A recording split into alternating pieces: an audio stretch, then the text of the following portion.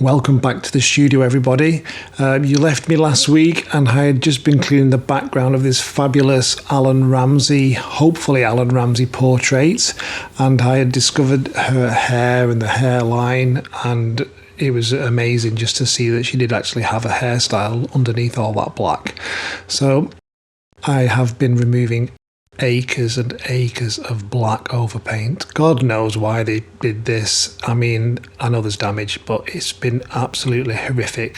Overpaint, overpaint, overpaint, driving me absolutely insane. Small gains. So I've decided to treat myself, and we're going to jump straight on to the partner portrait, and we're going to see what needs to be done here.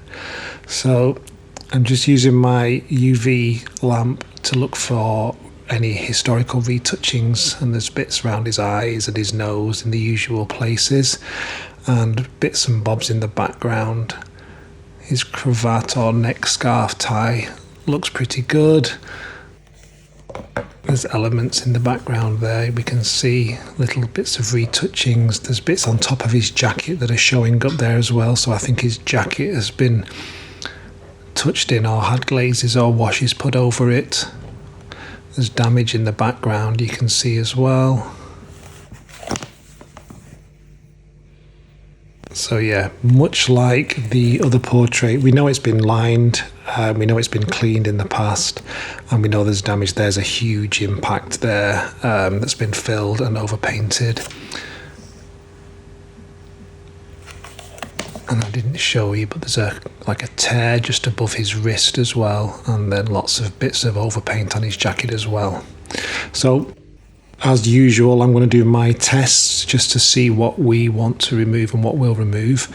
So as with the other portrait, I know there's nicotine or tar deposits on there, so my first solution is designed specifically to attack that layer and just remove those deposits, and you'll see that it's a very yellowy, ochre kind of colour that comes off there. My next solution is designed to target it's a solvent solution designed to target the varnish. So this would dilute the surface of the nicotine and the varnish at the same time. So you can see there, that second bite there is where the varnish is removed. Sometimes it's easier to do both at once. Sometimes you might want to isolate a layer, and it just depends on what the layer is that you're cleaning. So when I'm cleaning a white section like this, you could just use the solvent and do it both at once because you're confident what colour should be underneath. If you're working on flesh tones or something like this waistcoat, you may want to just remove the nicotine layer first and then go in with the solvent. Again, it's just so you know what's removing and what colour should be coming off on your swab. So there's two different ways of doing it, and it just depends on the colour of the paint underneath the dirt layer.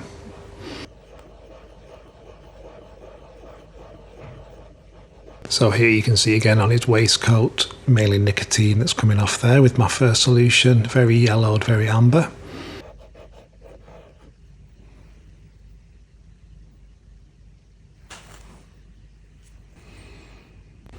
And I'm going to do the same solution now, but on his waistcoat. So this is kind of, again, it's an ochre colour, so it's always difficult when you're removing nicotine from an ochre coloured section, because you've got to be careful what's actually the nicotine staining and what's actually paint. But this is consistent with what's just removed off the white pigment section, so I'm confident that that solution's just attacking the nicotine layer. I'm just having a bit of a gentle tease there on that button, and it's kind of a greeny colour, so there may well be overpaint on sections of this. This is my solvent solution that doesn't seem to be touching anything on that jacket, so there's something different going on there to what was going on with his cravat or scarf.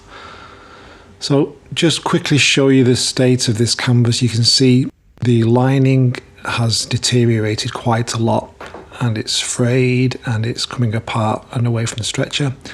Here's that crack or tear that I told you about earlier.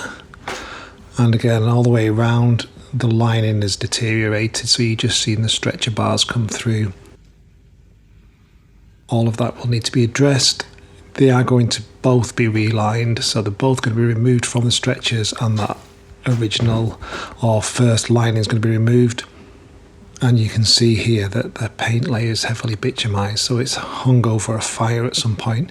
And then the surface is really patchy. It's got like a patchy, mottled look to it, so it could have a varnish that's deteriorated on there. There could be overpaint on there. It's just a little bit uneven and messy, and that's a big impact too that showed up under UV. So we'll have a look at that as well and see if that removes. So here's my two solutions that I'm using at the moment, and I'm just going to tackle that impact and see if the overpaint waltzes off. So this is the same solution that I've been using to test for nicotine. I'm just applying on there just to see if this removes. So it's quite strong, so it's quite strong brown, but that's consistent with the colour, maybe slightly darker, and then it's getting a little bit thicker. So there is overpaint on there. You can see that's getting a lot darker brown than when we cleaned the white area. So that's just for me to confirm that there is overpaint and which solution will remove it. And now I'm just going to use my solvent solution, and I'm going to test that tear that's just above his wrist. So it's kind of a fissure that's going to come apart. It looks like there might be some filler on either side of it, but I'm just going to see what happens with this solvent solution and see if this touches it.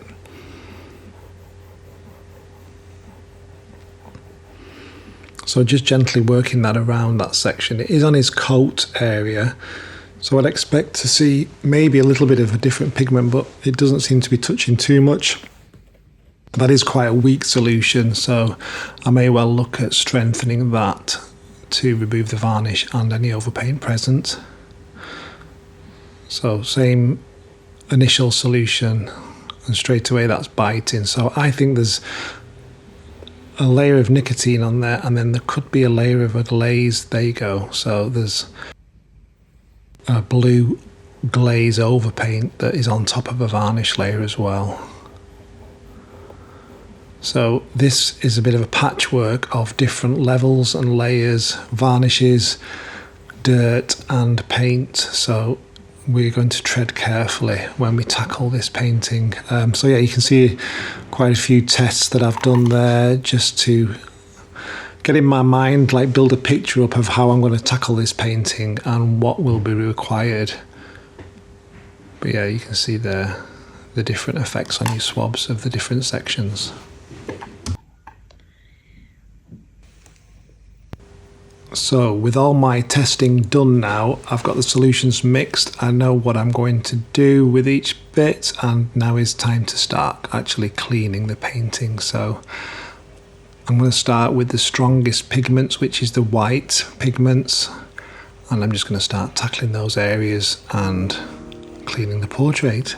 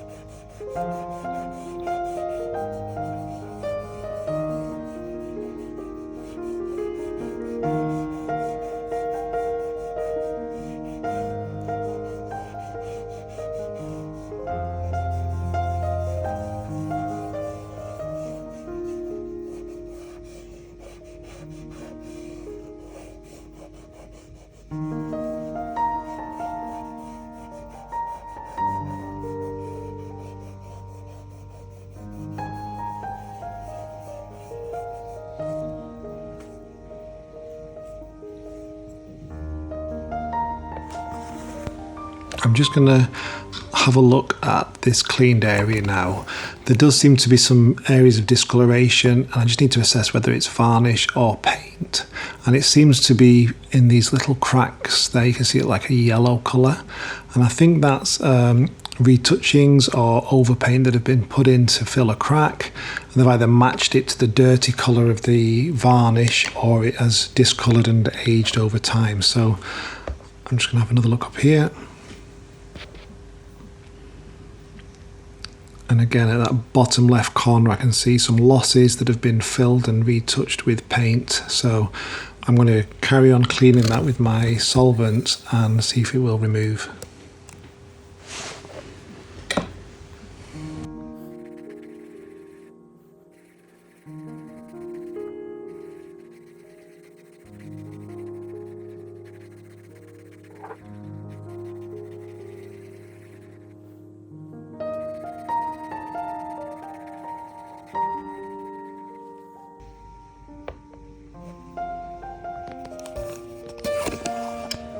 So just another check now, and that's the solvent clean, and you can see that that residue is removed now. It was hiding a crack in the midsection, and then bottom left corner there's small losses, so there is a little bit more to remove from there. But again, it's just building a picture up for me of what this painting has been through and what I need to do as I'm cleaning. So losses have been touched in the past. Just going in again there, so you've got 1, 2, 3, 4, 5, 6 black losses underneath, and then the overpaint has been added and it's discoloured over time. So these sections here are what I'm looking to actually remove and just make sure that they've gone. And then if I need to retouch it once I've finished, I can make that decision. But they're very, very tiny losses there. So someone did take some care when they were cleaning and restoring this in the past, or maybe they were just covering their tracks. But that is jumping out now, so bright. And I'm just going to do the same with the hair or the wig now and start tackling that. In the curls on the bottom of the wig, you can see some underpaint coming through. So I do believe this has been possibly over cleaned in the past, and this could have been where they started their clean in that bottom section and was a little bit too strong with their solution. Well, yeah, this is so dirty. It looks so much dirt coming off there. Okay, with the majority of that clean, I'm just going to take a closer look here and see what's happening. So I can see underpaint from his flesh tones coming through. I can see the white of the wig, some small areas of retouching, but it does look like it's been over cleaned there, or maybe there's some subtle washes or glazes that have taken off that wig and shows the rendering of the face. So he will have built the face up first, and then he will have applied the wig and painted that over the top, and that's why we can see the edge of the face coming through a little bit. I'm not too concerned about that. It's just something to be aware of, and just to think about putting back as we come to it later on or further down the line. But yeah, it's going to clean up nicely, this wig, and you can see the white coming through now. Looks really good.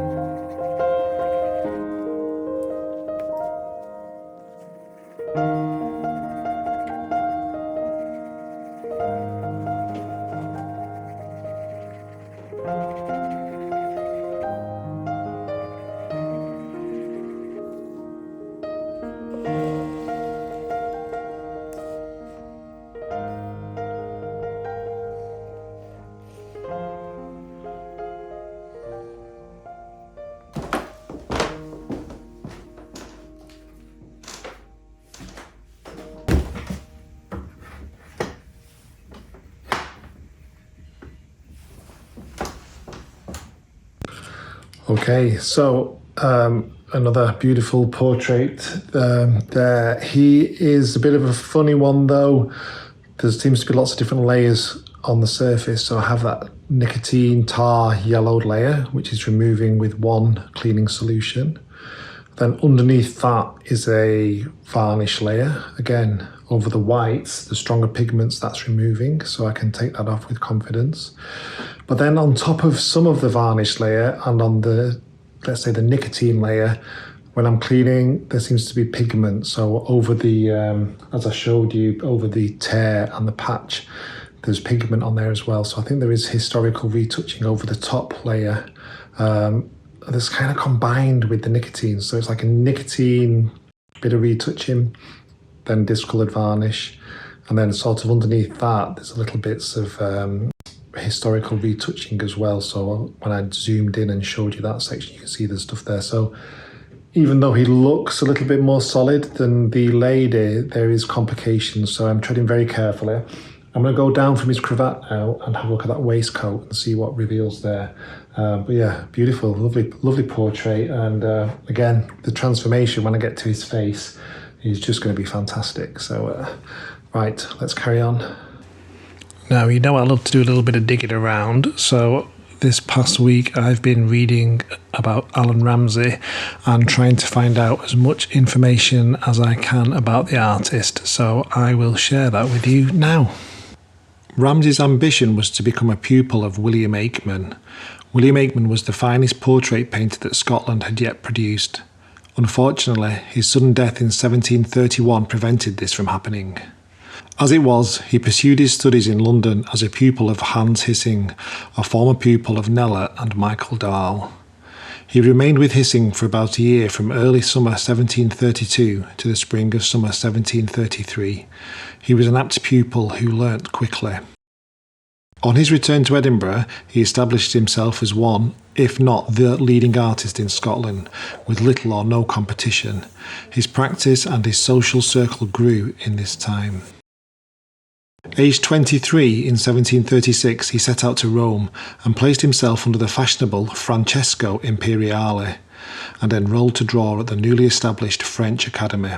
It was here where he added the vocabulary of the continental Baroque, or those elements that interested him the most.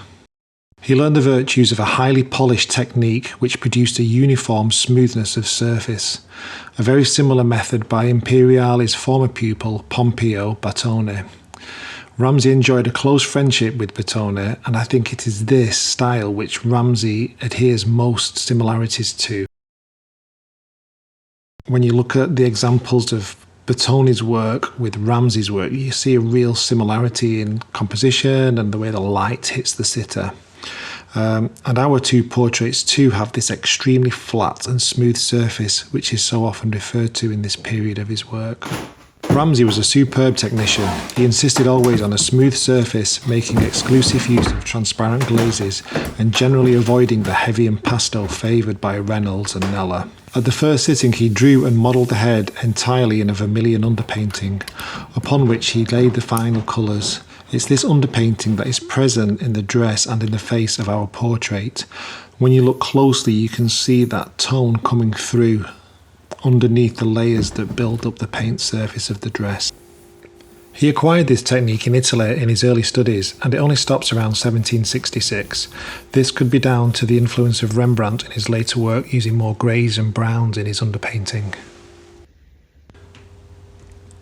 Finding out about this technique just adds another dimension to this picture, and when you look and you can see that vermilion underneath the dress, you can see the colours there coming through.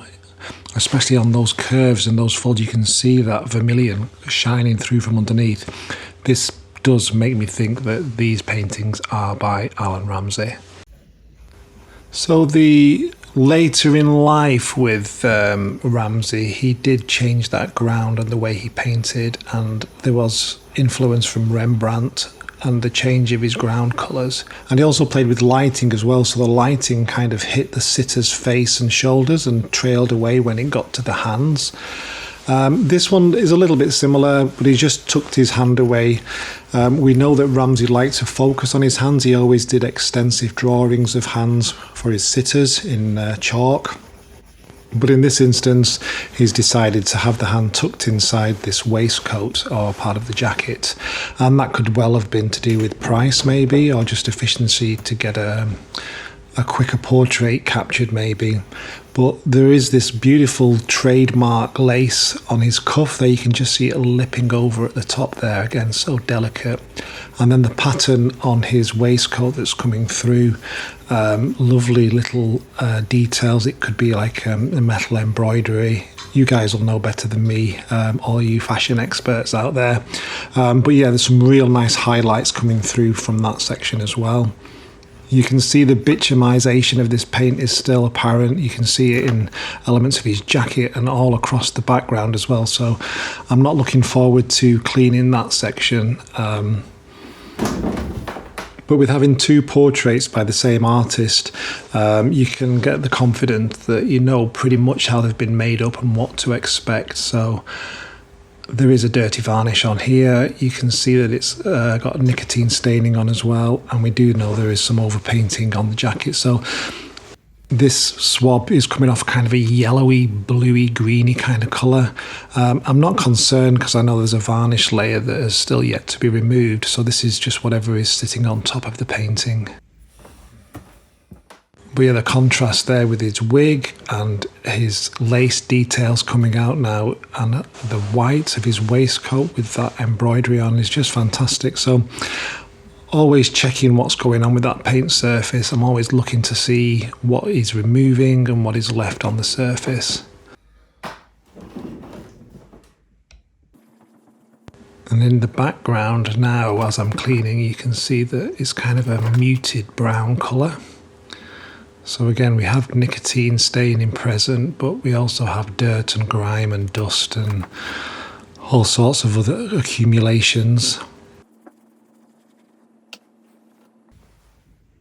So this same solution that I've been using on the background now, I'm going to use on his face, and this will remove, again, any nicotine staining, tar deposits and smoke and general dirt. So you'll be able to see with this now just how dirty this portrait is. So this is the top layer, just removing the dirt.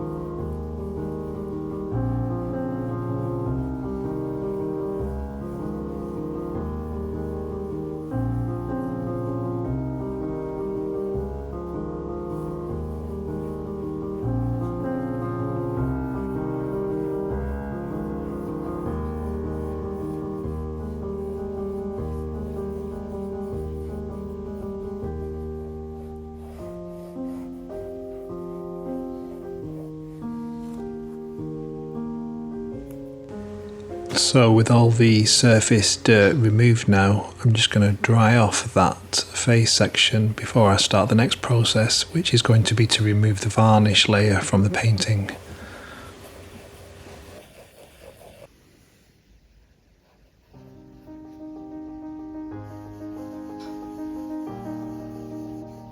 Always a fantastic feeling when that starts to bite. You can feel the solvent biting and that colour comes up, that amber yellow, and you know it's just pure discoloured varnish that you're removing, and it's a great feeling. So look at the difference already in that. You can just see those skin tones shining through. This is going to be a great clean.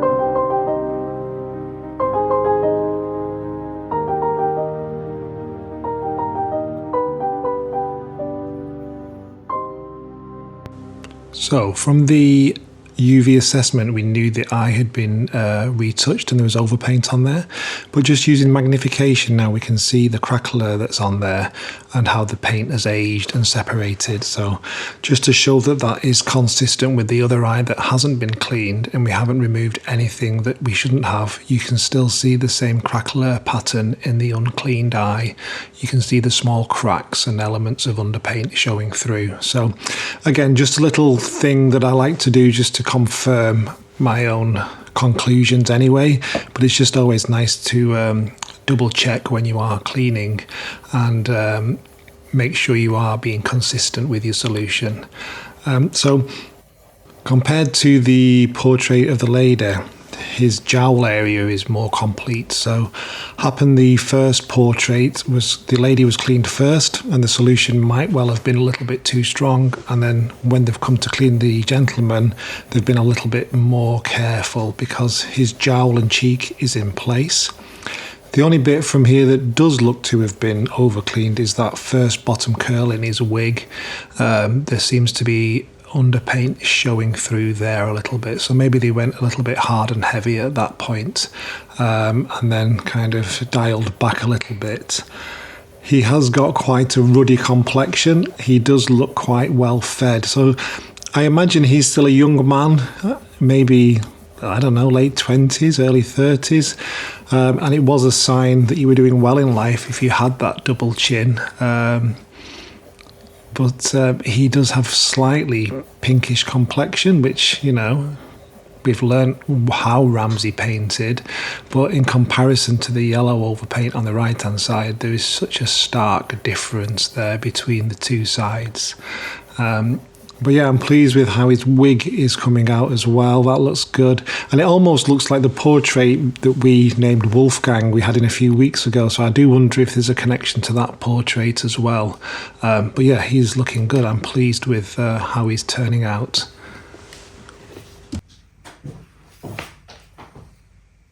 Who do we think they are?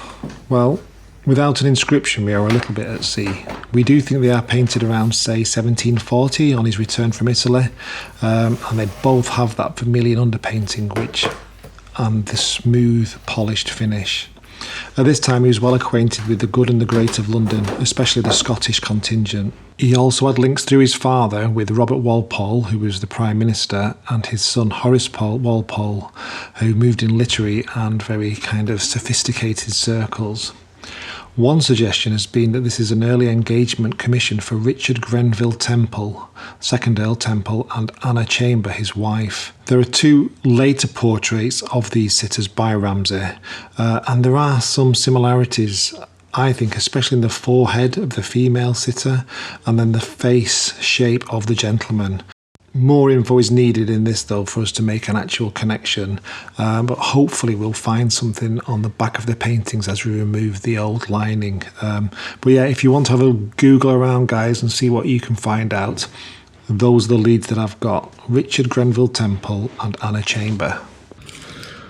Right, guys, wow, he looks fabulous. I was at one point I thought he's just a bit more yellower than her. And I was concerned that the colour palette was different and there was something not quite right. But then as soon as that varnish layer starts to kick off, once you've got the dirt off, just outstanding. The difference in his complexion is amazing. He is a bit of a tricky one though, that especially around that jacket area. So I'm going to have to be very careful when I start cleaning on that section. So I'm thinking I'm losing the light today. It looks like it's light, but it's starting to kind of go. So while it's getting to this point, I think we will call it a day. And then I'm going to do a little bit more in his jacket perhaps. And then next time you see these 2 portraits, we'll be looking at doing some structural work and looking at removing that lining from the back and see if we can find an inscription or any more clues to see if it is by Allan Ramsay. I would love them to be. I'm pretty confident they are. Oh, apologies for that light that keeps flickering. I need to fix that. We're back on.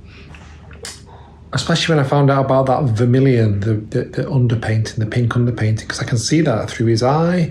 I can see it through under parts of his cheek area, and especially on her as well. I can see it through the dress. So that was something that Ramsay did before 1760, I think. So I think everything's pointing in the right direction for me. Anyway, like I say, it's getting dark. Weather cold today, -2 in Manchester, and a little bit cloudy. So thanks for watching. Thanks everybody for your comments. Thanks to all my patrons for supporting the channel. Without you, this wouldn't be happening. And yeah, I will catch you next time. Okay, cheers guys.